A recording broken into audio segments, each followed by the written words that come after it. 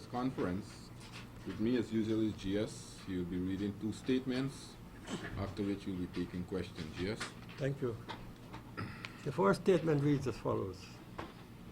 A PPP delegation representing the People's Progressive Party, led by its General Secretary, Clement Rohi, met with the Guyana Elections Commission on Tuesday, November the 3rd. The delegation informed GECOM about its reservations and concerns as regard the following issues relative to the holding of local government elections. 1. The qualifying date of February 29, 2016. 2. The period for claims and objections versus a 9th cycle of continuous registration. 3. The non-availability of lists for each constituency for use during the claims and objections period. 4. The listed number of registered voters in each constituency and municipality. 5. The non-availability of sketch maps showing each constituency with clear lines of demarcation. 6. Voters' education. 7. The status of preparation of NDCs for local government elections. And 8. Voting by the discipline services. Of the 8 issues raised, only one was addressed to the satisfaction of the PPP delegation. The prevailing attitude of the chairman and the chief executive officer throughout the meeting was characterized by indifference, being defensive, and evasive in respect to questions and clarifications sought by the delegation. Moreover, whatever clarifications offered by the chairman and the CEO, the reality is that they were already in the public domain and consequently did not add anything new to what was already known by the PPP insofar as the holding of local government elections is concerned. In the circumstances, the PPP delegation was disappointed with the answers provided, particularly as regard the demarcation of boundaries, the re-employment of persons as elections officials who are known party activists belonging to the PNC/APNU/AFC.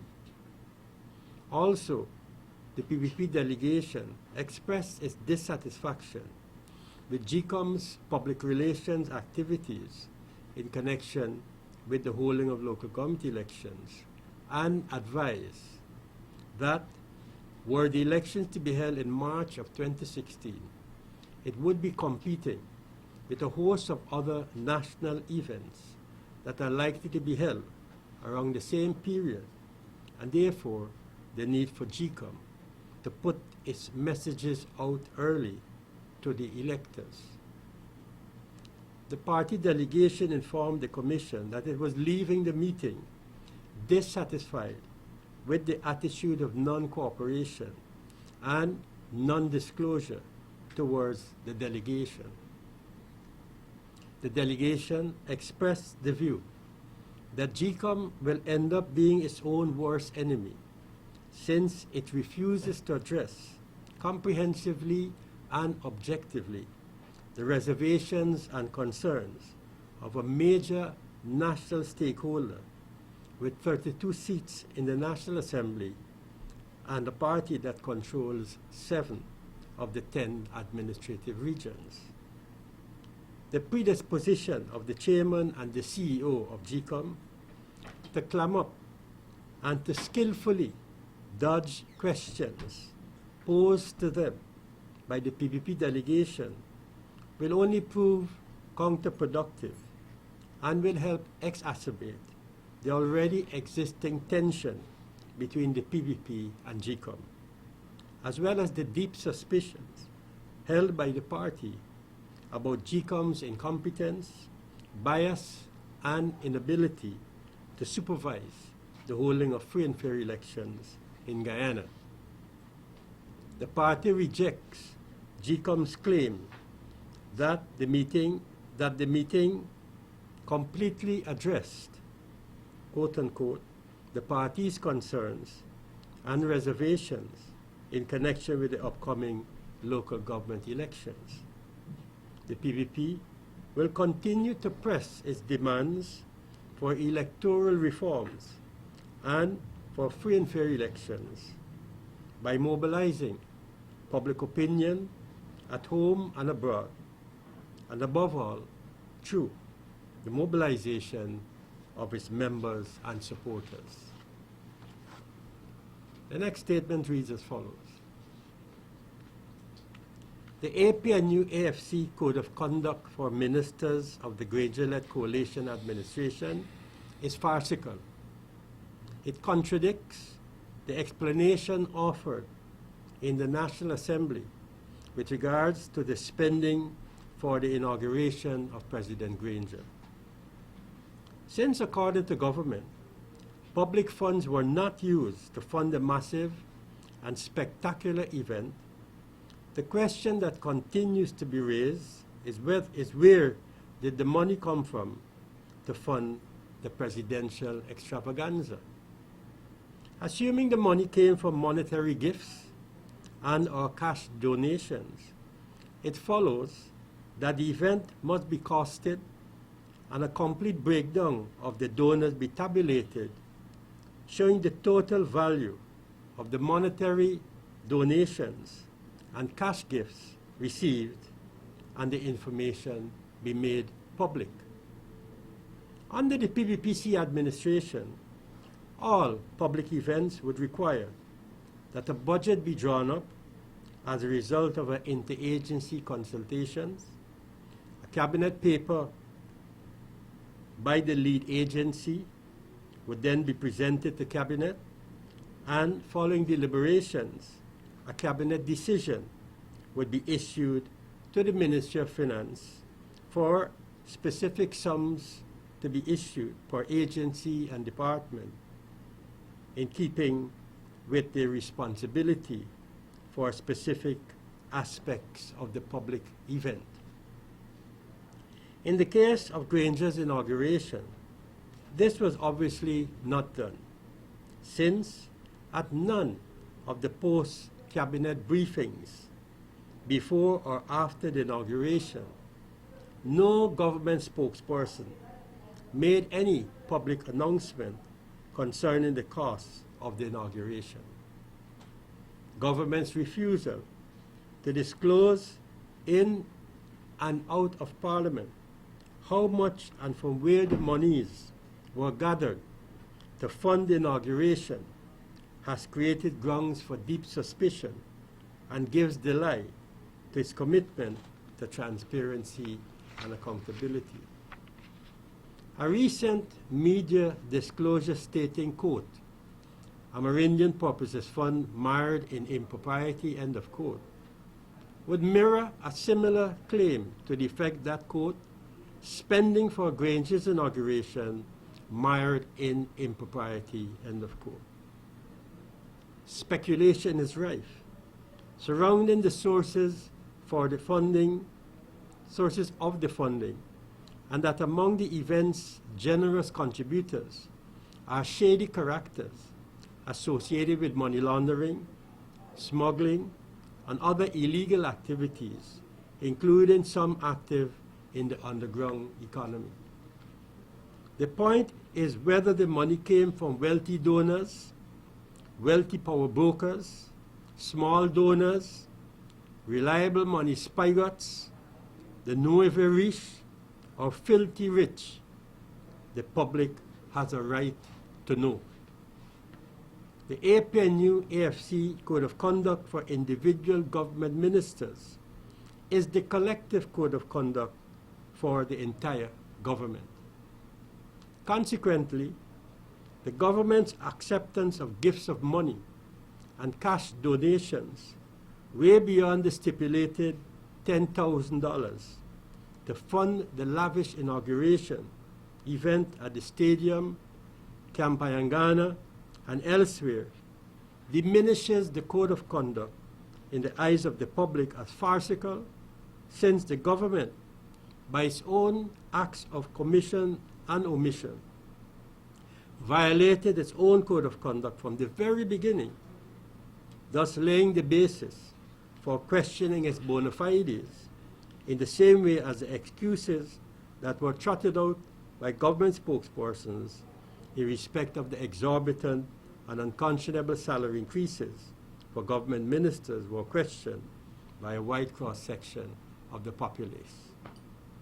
Moreover, a recent disclosure that a particular government minister has allegedly created some 20 small companies to bid for government contracts stinks to the high heavens.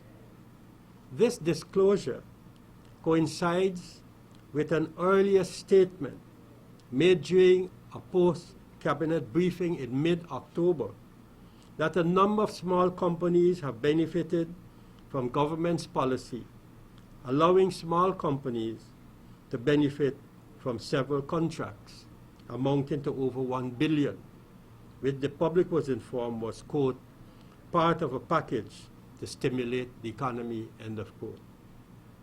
All of this was reflected in a daily newspaper headline which screamed, quote, tender board facing deluge of post-budget tenders for state contract, end of quote. Many of the beneficiaries, we are reliably informed, are persons who allegedly made large financial contributions to the elections war chest of the APNU AFC and are now on the receiving end as payback time. The PPP calls on the Granger-led administration to make full and public disclosure of the sources of cash donations and gifts received for the inauguration event so that the veil of secrecy covering this expensive event can be lifted and laid bare before the Guyanese people in the interest of transparency and accountability. The PPP expects Transparency International and all those who pander to the deceitfulness and guile of the APNU AFC coalition administration would break their silence and speak out against this travesty and cover up by the Granger-led government. Thank you. There you have the two statements. Now we will open questions. Yes, Adila. Especially in person. Sir, you noted that GCOM was incompetent. The commission was around for the longest time. The commission would what? Since 1998. Commission? You mean the search body? 96. Since 1996. When was the conclusion drawn exactly that the commission is incompetent? These persons, most of the persons that are there now, especially the chairman, has been there since 1996. I want to know when exactly the PUP decided that it's incompetent. Now you are linking our claim of incompetence to the holding of free and fair elections and the fact that GCOM held elections as a result of which the PPP was victorious. I want to say that the holding of elections by GCOM during the period when Mr. Suraj Bali was chairman, notwithstanding the fact that the PPP won those elections, the fact of the matter is that does not obviate its incompetence. You recall that even the APNU had at previous elections accused GCOM of incompetence when they lost elections under Suraj Bali. So the claim is on both sides. For our side, notwithstanding the fact that we won elections while Suraj Bali was chairman, as I said, this does not obviate the allegation of GCOM's incompetence. We have been making demands over and over again about the electoral machinery, about the internationalization of certain aspects of GCOM's work. All of these things, among others, have constantly been championed by the PPP in our struggle to have GCOM get it right. So we have to look at this question on both sides of the political divide. If the AFC-APNU is not desirous at this point in time of speaking about GCOM's incompetence, the record would show that they did speak about that in the past. Adam Harris, Prime News. Sir, you talk about all on the PPP, all public events involve disclosures and you went through a process.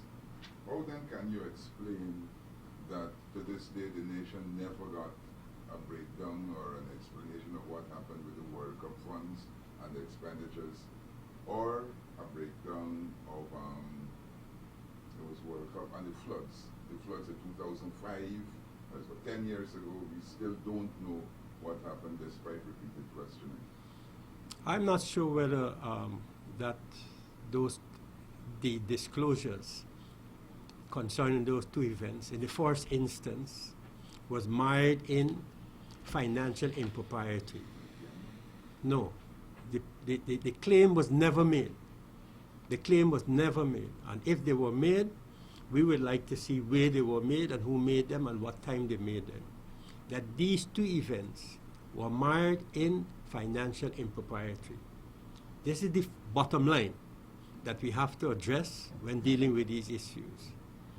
Minister at the time, Frank Anthony, did speak about these matters from time to time. And I understand in a few days' time he will speak more expansively on these issues, because we've been hearing references of the type that you, Mr. Harris, have just referred to, so that we find it necessary to revisit this question once again by former Minister Anthony to address these questions. Juma Paul, and you come back to Abina's question, sir. You just said when the APU at the last elections in 2011. No, I didn't say the last election. Lost. When the last elections, they made some complaints about GCOM. So, is it safe to say that the losing party makes complaints about GCOM? Because I didn't see people making complaints about GCOM in 2011. No, I'm not dealing with that. I'm not dealing with that question. I am saying that when we speak about incompetence of GCOM, it cuts across both sides of the political divide. Just deal with what I'm saying, that when we speak about incompetence, it is relevant to both sides of the political divide. Both sides meaning the then opposition and the PPPC government. And I make the point that it doesn't mean to say because we have been winning elections under Serge Bali or other chairmen that we have not been raising issues of concern to us. Those who have sat through the press conferences prior to the holding of the 2050 election, those who sat through press conferences prior to the holding of the 2011 elections, and we go way back as prior to the 1992 election, the PPP has been raising concerns. And that is why every time we win elections, there's a contest about whether we won or not. Demonstrations in the streets. Because GCOM, for one reason or the other, they bring out the results late. They keep the nation in tension waiting for the results. And all of these things happen. So, Just to add what the GS was saying also, based on both of the questions. For example, the last time we had issue of fake statement of poll, this commission haven't launched an inquiry about where it came from. That was one of the things that the GS was talking about, that we lost certain confidence in GCOM. Prior to the 2011 election, we used to, both political parties and government at that time used to agree on the people then who used to be employed by GCOM. These things have been stopped by the commission. So the confidence over time has been eroded time and again. For example, like this delegation that went and met with GCOM. the PR is poor. Up to now, we were told that this thing will be intensified over the last 3 days. Up to now, I'm looking to see these handbills and billboards and television ads, and we are not seeing it. And today, the commencement of the claims and objection. A question on Mr. Kasich. Sir, the PVP has been raising numerous questions on numerous occasions about the inauguration. You posted in Parliament, both during the budget speech and otherwise. On each occasion, you keep getting a response, but you keep asking, is there some kind of evidence that the PVP has to prove that the response that has been given over and over is not true? That's one aspect of it. And in calling for the donor breakdown of private citizens who contributed, do you think that it's a brief of confidentiality that was so big in the PVP time, this whole confidentiality clause? And also, you said that it's a direct contradiction to the Code of Conduct. Could you state exactly what in the Code of Conduct, probably the line that contradicts the inauguration, the holding of the inauguration? And you spoke about the small companies. How am I going to remember everything that you're Last asking? question. You spoke about these small companies, the 13 or 20 small companies. You see, hold a minute. The trick in asking 6 questions one after the other is, hold on a minute. The trick in asking those questions one after the other is that when I don't answer one of them, you will say the minister, the general secretary refused to answer No, this no, one. sir, I was just trying to get to my No, I question. can't remember everyone. All right, I can Start go them with one by one. one. The first one, do you have evidence to prove that the responses that have been given so far are not true? No, the first thing that you said, from what I could recall, is we keep asking questions and we keep getting responses. Okay, preamble. But the responses are not to the satisfaction of the PVP and to many other stakeholders. It's not only the PVP is asking questions. I saw Gulsaran asking questions. I saw other people asking questions. Henry Jeffrey. So, not the PVP alone on this question. I mean, come on, let's be broad-minded. There are other people who are asking questions. The editorials of newspapers are asking questions.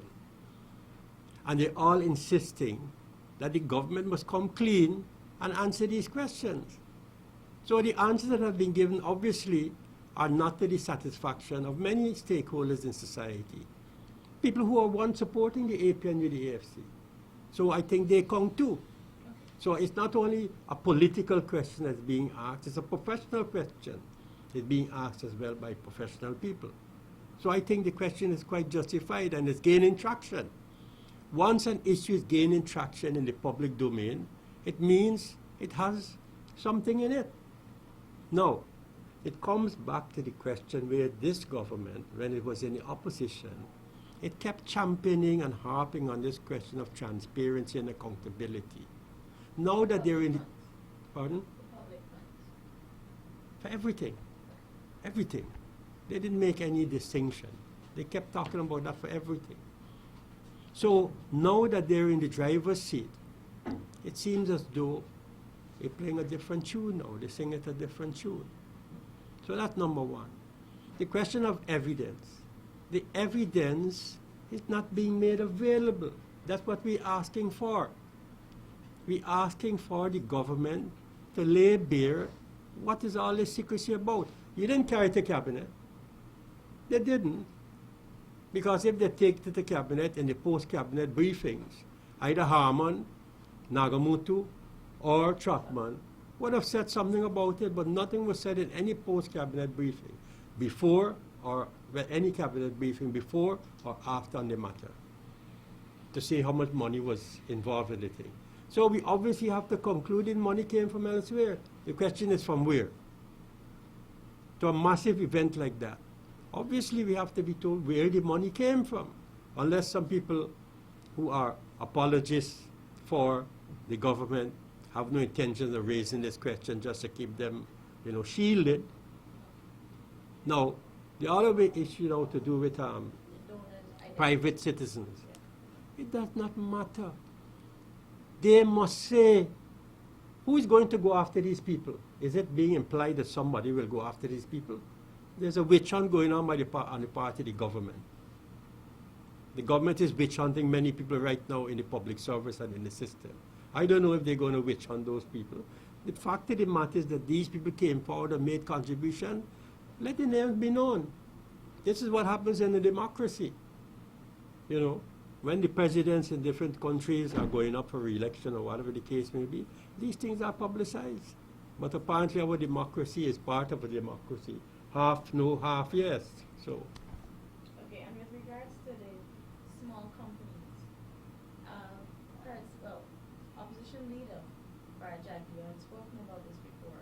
Mhm. You're speaking about it now, but we're not hearing anything about who is the minister, why the secrecy surrounding this piece of information. If you have an information that this particular minister is creating these companies to benefit in whatever way, yeah, why that's not true. name That is true. the minister? But everything in good time. Everything in good time. You see all these audits going on now? They're asking for these results of the audit to be revealed. They're not revealing anything. And I saw recently in the weekend newspaper where the AFC is saying that they have information about secret bank accounts by the PPP. Why don't you ask them? I don't mean you personally. I mean, why don't that question be asked as to who, in whose names are these secret bank accounts? But to just throw something like that out, again, as you're asking, without any evidence, you know, it's public mischief. Yes. Mr. Rohi, you said the code of conduct is farcical. That's what? The code of conduct is farcical. Oh, and that's the other question. Yes. The code of conduct limits each person who received a cash donation or otherwise to $10,000. It's not true. That's what the paper said. No, Chief, what it says. No, no, no, Chief. Chief. You must declare. Gifts It must be over clear. 10,000. They must be declare. declared. They must declare over 10,000. Correct. Yes. Good. Now this inauguration must have cost over 10,000. No, but this Hold a is minute. individuals. Hold a minute. You listened carefully to my statement? Yeah. My statement said let me read it back. Let me check it back again for you to hear what I said. The APNU and AFC Code of Conduct for individual government ministers is the collective code of conduct for the entire government. True. But Okay. I don't understand. If I'm saying I'm giving Rohi 10,000, there's a difference between giving Rohi and giving PPP. My friend, no. That's the distinction that you would like to make. But with government is different. Okay. Trust me. When you're in a government is Well, you different. were in government, so you should. So I'm saying that if each minister, theoretically speaking, gets over $10,000, if the collective code of conduct, the code of conduct is applicable to the entire government. Ministers' actions or inactions cannot be isolated from the government as a whole. So that when Ramjatan gets out and make a statement about the closing of bars at 2 o'clock, eventually the president himself comes up and says he agrees with it. That's the government he's speaking on behalf of. And then when when Ramjatan gets out and say the 10th is the date, the president eventually comes out and say he endorses the date of the 10th. Who is he speaking on behalf of? That's how we ought to see individual responsibility as a reflection of collective responsibility. When they came out against me in the vote of no confidence in Parliament, you think it was against Rohi per se? It was against the PPPC government. So we have to see individual responsibilities vis-a-vis the code of conduct as collective responsibility on the part of the government. Next. Yes, sir. You said the code of conduct was farcical. I want to know if that's your thoughts on the entire document or just that one part that has to do with the declaring of funds. I'm saying it's farcical in the sense. You see, you have to follow the logic of the arguments in the statement. It's farcical in this sense. On the one hand, you're saying that a specific amount of money, over and above a specific sum of money, ought to be declared. But from the very outset, you are not declaring how much money was spent on your inauguration, either in the form of cash gifts or cash donation.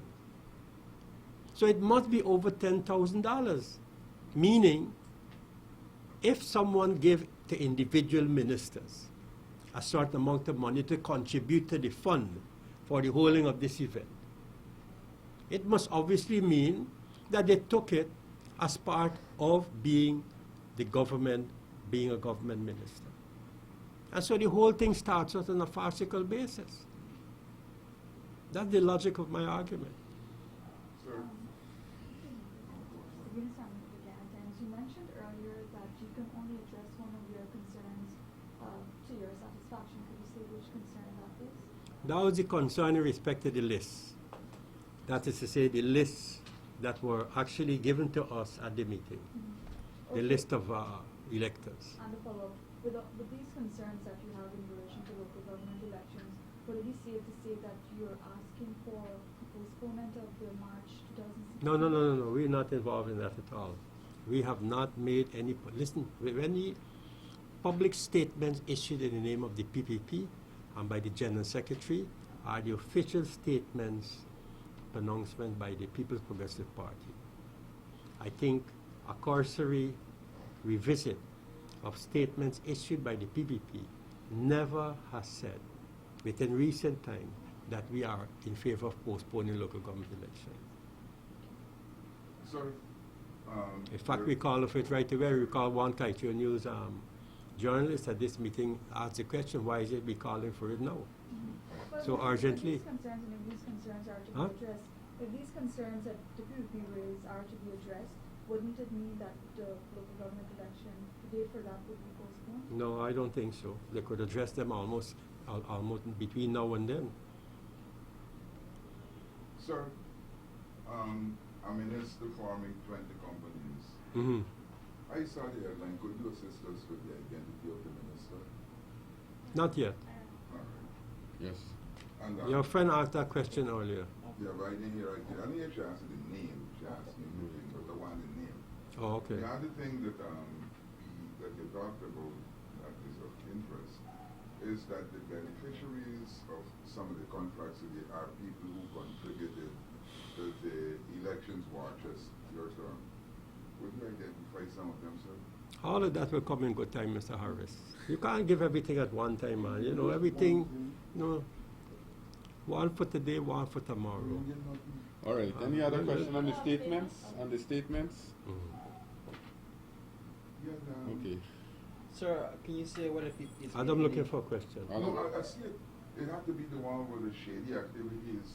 Some of the contributors Mhm. are involved in shady activities, including money laundering and what have you. Mhm. Would you like to identify some of them, sir? Not as yet, but I would like those who wrote that story in the Kaito just to identify where these secret bank accounts. Oh, Yes, Paul. Yes, sir. Can you say what the PPP has made any forward movement on the appointment of Deputy Speaker or name the person to hold that post? Where did he what? Deputy Speaker, is there been any selection of that person?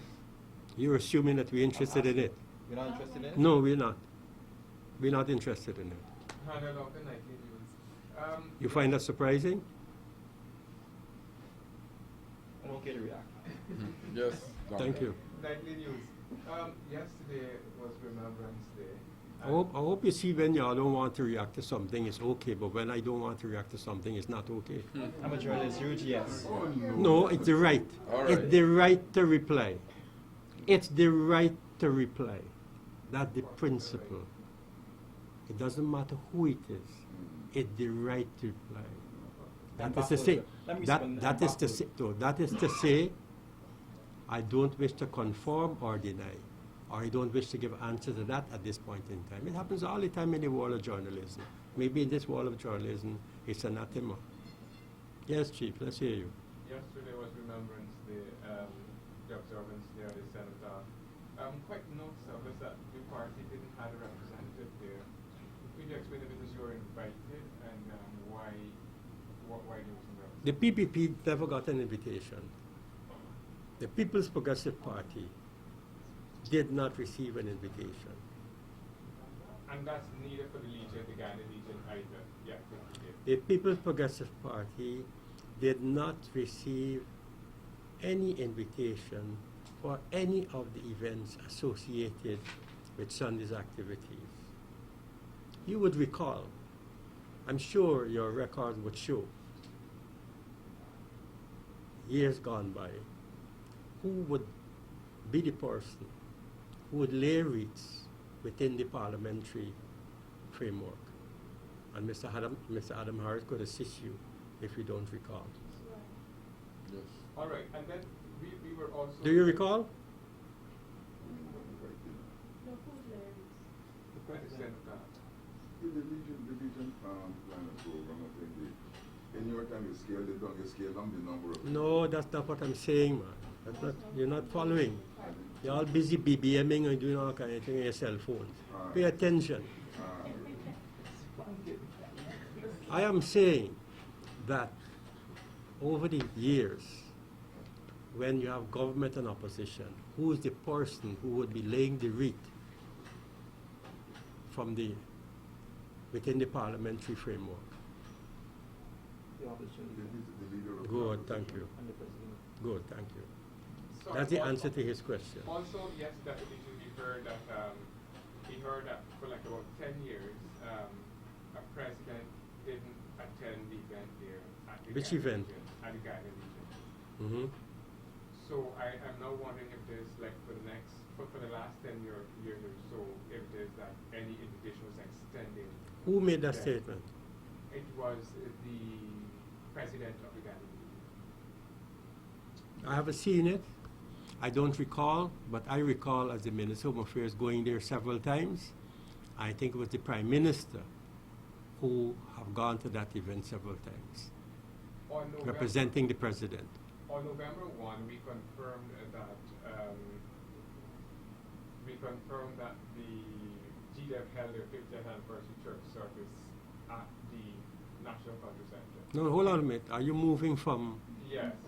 One Still in the event in- still in the context, still in that context. No, you can't be in the same All right, context, all right, man. but let's move. It's fine. Let's move. We learned that an invitation was sent. At least that's what I was told. An invitation was sent to the party for the For which? GDF. Uh-huh. It was sent to the party for the GDF. The event. PPP? Yes. Uh-huh. That's what I was told because I had to call to find out. Mhm. And they said to me that an invitation was sent for the 50th anniversary church service at the National Culture Center, and no party representative turned up. Okay. If it was sent to the PPP, it wasn't sent to the General Secretary of the PPP. So you're saying had you gotten an invitation, the party would have sent No, man, that's not the question. Let's deal with the question on the basis of what it is. You're asking whether the PPP got an invitation based on what somebody said somewhere.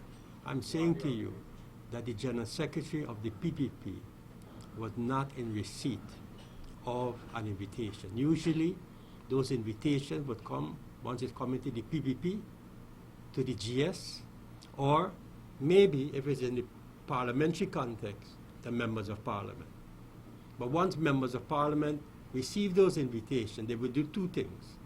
One, they would inform the leader of the opposition or the chief whip, or because I'm a member of parliament, I would also be aware of an invitation. But I'm not aware of any of those situations in respect to that particular activity. Any other Final questions? question for me, sir.